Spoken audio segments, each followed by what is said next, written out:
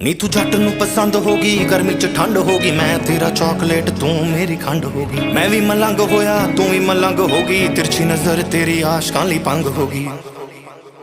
ਉਹ ਤਿੰਨ ਫੁੱਲਾਂ ਦੇ ਜਿੰਨਾ ਵੇਟ ਮੈਂ ਕਰਾਂ ਤੇਰੀ